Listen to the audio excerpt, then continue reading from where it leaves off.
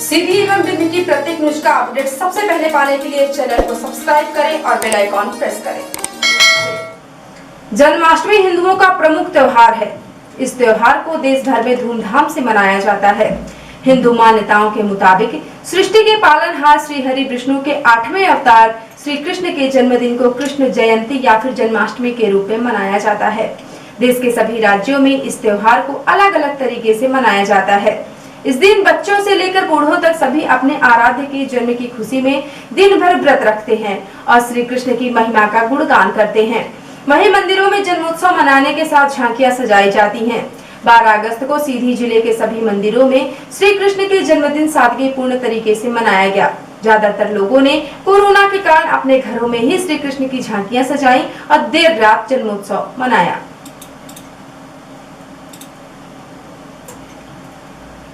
सीधी जिले में कोरोना नाम की बीमारी ने अपने पैर तेजी से पसारने शुरू कर दिए हैं, जिसकी वजह से अब मरीजों की संख्या तेजी से बढ़ रही है और इस बीमारी की चपेट में जिले के पुलिसकर्मी भी आ रहे हैं। मुख्य चिकित्सा एवं स्वास्थ्य अधिकारी डॉक्टर BL मिश्र के द्वारा जानकारी दी गई है कि मंगलवार को Rewa medical college virology lab से देर शाम को प्राप्त रिपोर्ट में 80 में से 28 लोगों की कोविड-19 पॉजिटिव की रिपोर्ट प्राप्त हुई है। सभी को आइसोलेशन वार्ड में भर्ती कर इलाज किया जा रहा है। अब जिले में कुल 164 लोग कोरोना से संक्रमित हो चुके हैं। इसके साथ ही अब तक 88 व्यक्तियों को स्वस्थ होने के बाद डिस्चार्ज किया जा चुका है। अब जिले में कुल एक्टिव केस 75 हो गए हैं। नए प्राप्त पॉजिटिव केसों की विस्तृत जानकारी एवं कॉन्टेक्ट हिस्ट्री तैयार की जा रही है, जिसकी जानकारी प्राप्त होने के उपरांत उपलब्ध कराई जा सकेगी। 28 पॉजिटिव पाए गए लोगों में सीधी शहर नगर पालिका क्षेत्र के 13 पॉजिटिव केस में 29 वर्षीय हाउसिंग बोर्ड कॉलोनी, 45 वर्षीय वार्ड क्रमांक 17 नगर पालिका परिषद सीधी, 23 वर्षीय आजाद नगर सीधी, 21 वर्षीय सराफा बाजार, 30 वर्षीय अमहा सीधी से हैं। सीधी थनहवा टोला से 3 लोग पाए गए हैं, जिनकी उम्र 42, 17 और 4 वर्ष का एक बालक है। इसी प्रकार से थाना कोतवाली सीधी में 5 पॉजिटिव केस पाए गए हैं, जिनकी आयु 61, 49, 48, 39, 22 वर्ष है। सिमरिया CHE सीधी विकास खंड अंतर्गत 4 पॉजिटिव केस पाए गए हैं। पहला 17 वर्षीय बालक ग्राम बंजारी प्राथमिक स्वास्थ्य केंद्र बंजारी के पास का रहने वाला है। दूसरा 27 वर्षीय व्यक्ति चूल्ही बढ़ौरा ग्राम का निवासी है। 13 एवं 8 वर्ष के बालक बालिका ग्राम बखमरिया कोल्हुडी सीधी से पाए गए हैं। सियारा CHSC विकास खंड अंतर्गत 8 केस पॉजिटिव पाए गए हैं। ग्राम सरकोला पोखरा में 3 केस, जिनकी उम्र 40-38 वर्षीय महिला एवं 11 वर्षीय बालिका है। ग्राम हटवा खास से 2 लोग, प्रथम 20 वर्ष एवं दूसरा 8 वर्षीय बालक है। ग्राम पहाड़ी दक्षिण से 3 व्यक्ति, जिनकी आयु 50, 70 और 29 वर्ष है। ग्राम भगवार कुसमी से 26-25 वर्षीय 2 व्यक्ति एवं एक 17 वर्षीय बालक पॉजिटिव पाया गया है। इसी प्रकार से कुल 28 केस पॉजिटिव पाए गए हैं। अभी मुख्य चिकित्सा एवं स्वास्थ्य अधिकारी डॉक्टर BL मिश्र के द्वारा जानकारी दी गई है कि आज दिनांक 12 अगस्त को Rewa medical college virology lab से देर शाम 2 रिपोर्ट प्राप्त हुई हैं। प्राप्त पहली रिपोर्ट में 193 में से 25 लोगों तथा दूसरी रिपोर्ट में से 40 में से 16 व्यक्तियों की कुल 41 लोगों की कोविड-19 पॉजिटिव की रिपोर्ट प्राप्त हुई है। सभी को आइसोलेशन वार्ड में भर्ती करने की कार्यवाही की जा रही है। अब जिले में कुल 207 लोग कोरोना से संक्रमित हो चुके हैं। अब तक 88 व्यक्तियों को स्वस्थ होने के बाद डिस्चार्ज किया जा चुका है। अब जिले में कुल एक्टिव केस 118 हो गए हैं। आज प्राप्त पॉजिटिव केसों की विस्तृत जानकारी एवं कॉन्टेक्ट हिस्ट्री तैयार की जा रही है, जिसकी जानकारी प्राप्त होने के उपरांत उपलब्ध कराई जा सकेगी।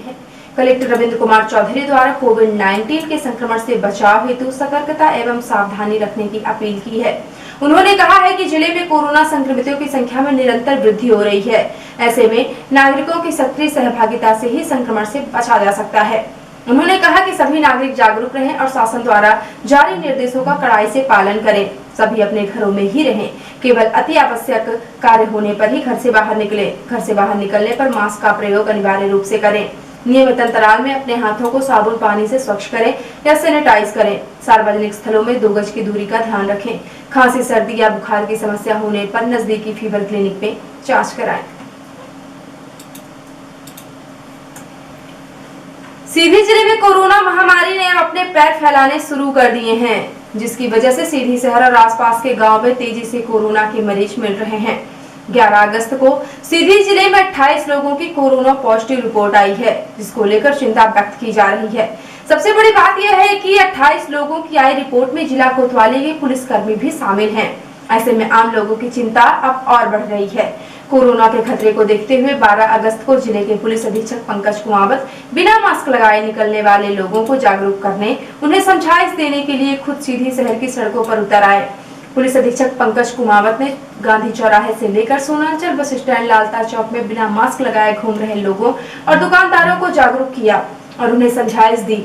इस दौरान सोशल डिस्टेंसिंग का उल्लंघन करने वाले दुकानदारों को फटकार भी लगाई। जिले के पुलिस अधीक्षक ने पैदल चलकर लोगों को जागरूक किया। इस दौरान उन्हें छोटे बच्चों और गरीबों को निःशुल्क मास्क का वितरण भी किया। साथ ही नियमों की अवहेलना करने वाले लोगों का चालान भी किया। लोगों को जागरूक करने के दौरान जिले के पुलिस अधीक्षक पंकज कुमावत ने सिटी हलचल को अपने उद्देश्यों की जानकारी दी और जिले की जनता से शहर में बिना मास्क लगाए घर से बाहर न निकलने की अपील की। देखिए, हम सीधी में लगातार सड़कों पे हम उतर रहे हैं। बहुत बार ये आरोप लगते हैं कि बड़े अधिकारी सड़कों पे नहीं उतरते हैं। हम और कलेक्टर साहब पहले भी सड़कों पे उतरे हैं, आज पुनः मैं उतरा हूँ और लगातार हम ऐसे उतरते रहेंगे हर 2-4 दिन के अंदर।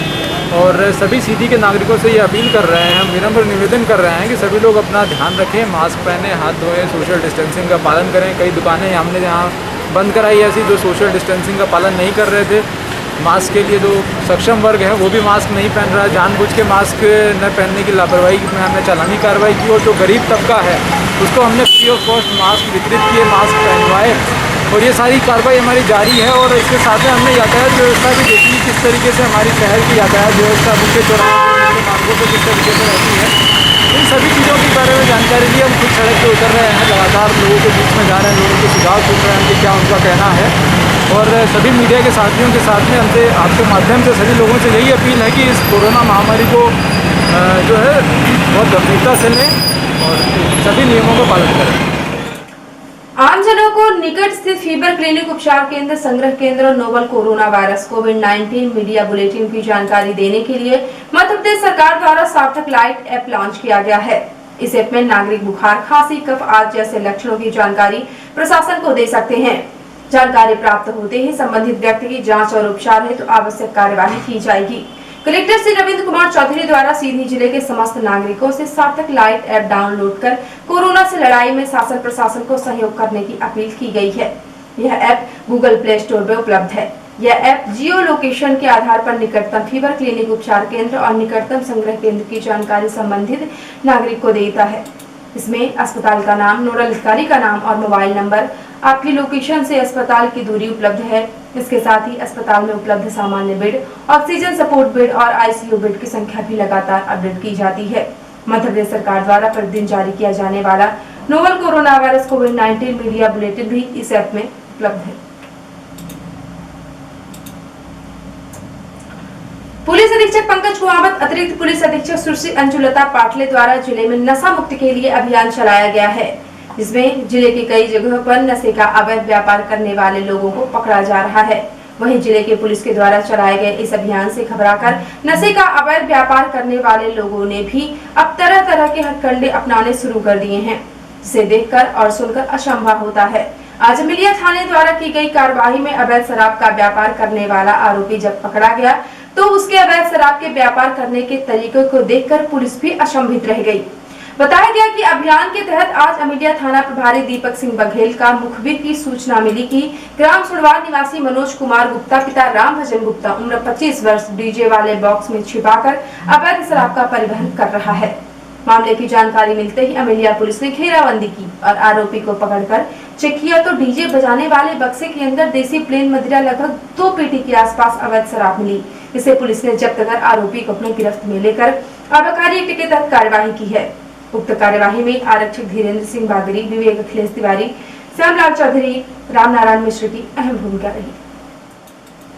और अब कैसे प्रादेशिक हलचल। इंदौर में कृष्ण जन्माष्टमी पर कांग्रेसियों ने कमलनाथ को अर्जुन के वेश में दिखाया। विजय वर्गीय बोले, कांग्रेसियों ने चाटुकारिता की हद कर दी। ग्वालियर में कोरोना पॉजिटिव मरीजों ने कोविड सेंटर में जन्माष्टमी पर मनाया रक्षाबंधन। देखभाल कर रही नर्स से राखी बंधवा कर छुए पैर। सीधे में इंदौर और पंजाब के तारण जिले से आकर होटल में रुके लोगों के पास मिला 1.25 करोड़ का सोना, चांदी और नकदी। और इंदौर में सब्जी अच्छी नहीं बनी तो पति ने केरोसिन डालकर पत्नी को किया आग के हवाले, फिर अस्पताल पहुंचाया। और अब ऐसे राष्ट्रीय हलचल। कांग्रेस प्रवक्ता राजीव त्यागी की दिल का दौरा पड़ने से मौत, 4 घंटे पहले ट्वीट कर कहा था न्यूज चैनल पर डिबेट में दिखाई दूंगा। मथुरा के मंदिर में जन्माष्टमी पर भव्यता में रत्ती भर कमी नहीं होगी, बस भक्त नहीं होंगे। बिहार में सीएम नीतीश कुमार को सुबह पुल का उद्घाटन करना था, 12 घंटे पहले ही अप्रोच रोड बह गई। और राष्ट्रपति पुतिन की बेटी को वैक्सीन देने के बाद शरीर का तापमान गिरा, काफी संख्या में एंटीबॉडीज बनी। और अब पेश है प्रमुख हलचल। जिले भर में सादगीपूर्ण तरीके से मनाया गया भगवान श्री कृष्ण का जन्मोत्सव। जिले में हुआ कोरोना धमाका, 2 दिन में मिले 69 नए कोरोना संक्रमित, शहर के पुलिसकर्मी भी हुए पॉजिटिव। सीधी शहर में बढ़ रहे कोरोना के खतरों के बीच पुलिस अधीक्षक पंकज कुमावत उतरे सड़क पर, लोगों को किया जागरूक, गरीबों और बच्चों को बांटे मास्क। कलेक्टर रविंद्र कुमार चौधरी ने सार्थक लाइट ऐप डाउनलोड कर कोरोना से लड़ाई में लोगों से सहयोग करने की अपील की। और डीजे बॉक्स में छिपाकर अवैध शराब का परिवहन कर बिक्री करने वाले आरोपी को अमेरिया पुलिस ने किया गिरफ्तार। तो ये थी आज की प्रमुख हलचल। यदि आप न्यूज फेसबुक पर देखते हैं तो पेज को लाइक और फॉलो करें, और यूट्यूब पर देखते हैं तो चैनल को लाइक शेयर और सब्सक्राइब करना बिल्कुल ना भूलें। आप किसी भी न्यूज को तत्काल पढ़ने के लिए लॉगिन करें www.ntvindianews.com। सीधी एवं बिंदी की प्रत्येक न्यूज का अपडेट तुरंत अपने फोन पर पाना चाहते हैं तो आप प्ले स्टोर से हमारा app NTV India news download करें और जुड़े रहें अपने आसपास की समस्त गतिविधियों से एनटीवी इंडिया न्यूज के साथ। नमस्कार।